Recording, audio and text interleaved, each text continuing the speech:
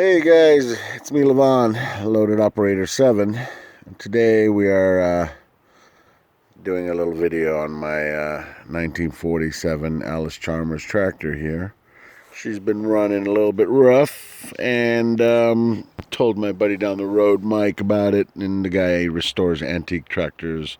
The guy is a pro at antiques, well, at anything that's got an engine in it, to be quite honest with you. But anyway, so he said, make sure your Magneto, open it up, make sure it's not dirty or anything like that. So, you know, it's basically the distributor with the points firing, is all it is. And so I pulled the Magneto cap off, and sure enough, it's got a rotor in there that spins around and fires these spark plugs off in order. And I had my buddy here, who is an electrician from Southern Carolina, and he said that all your spark plug wires are bad. And David, he's my friend, he always pull on his leg. He's an older guy, one of the nicest people I've met here in Oregon. Anyways, so he's like, yeah, your spark plug wire's bad, because he had a little doodad that he put on the wire, and there was a little light in it, and it was firing weak. So I said, all right, bought some new wires, brand new wires, and it's still running rough. So I said, dang it, what the heck is going on here? So this was all nice looking in the inside, no moisture, no nothing. Magneto was fine, new wires and everything. Can it be the plugs gone bad? And so sure enough, 1 and 2 were not firing. 3 and 4 were firing. That's the only way the engine was running. Because I'd pull that wire, nothing changes. Pull that wire, nothing changes. But when you mess with that one and that one, it changed. So firing order, clearly, you pull that one, it's only pumping on one cylinder at that point. So I said, dang it, the spark plugs. Pulled that one out, put it up against the engine, of course, cranked it over, no spark. Took took this guy out, put it in there, sparked, and when I put him in, the firing order changed. And if I believe correctly, the firing order for these guys is 1, 2, 4, 3, 1, 2, 4, 3. So when I took 3 and put it in 1, and now it's going ba ba ba ba ba ba ba ba instead of ba bum ba bum ba bum ba bum ba bum. Now it's going ba ba ba ba ba ba ba because it's firing on that one. No, yes, no, yes, no, yes, no. So it's firing in that one and that one, which means, dang, spark plugs have gone bad. And I mean, they're fairly new well, okay, I take that back. I don't know how old these spark plugs are and how long they've been in this machine, but when I bought them from the guy, I mean, they were working fine. So $13, $14 on eBay or whatever it was. I think it was eBay. And done, solved, picture, perfect machine again.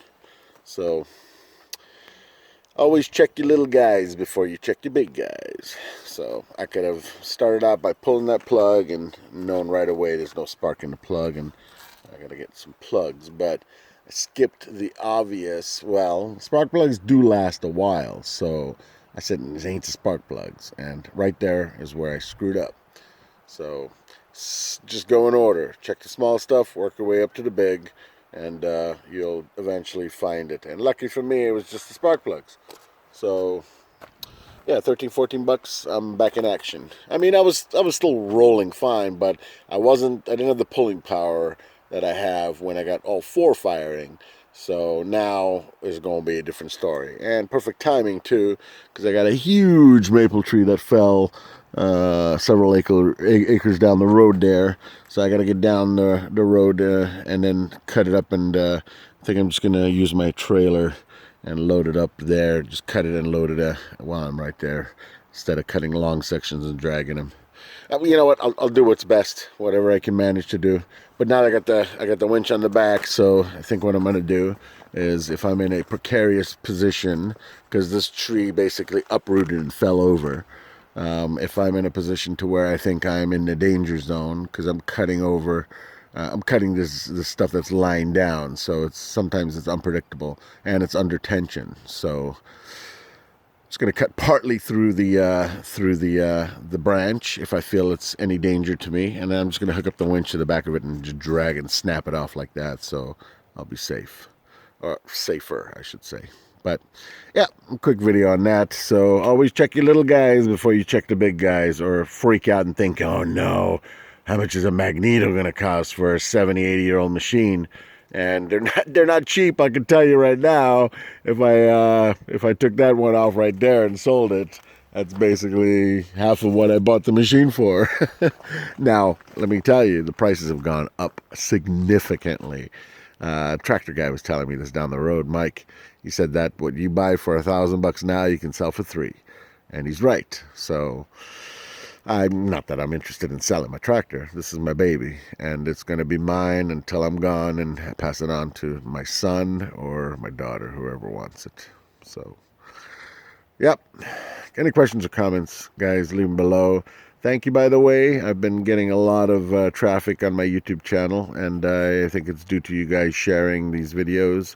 And please hit the like button, and if you haven't already, subscribe to my channel. And then I'll keep you guys up to date on more videos like this. I got the tractor, the chickens, and then I'm going to be building a small cabin soon. So stay tuned for that. Anyways, questions or comments, leave them below. Thank you very much again, guys. Love you. Take care of yourselves. Stay healthy. Bye-bye.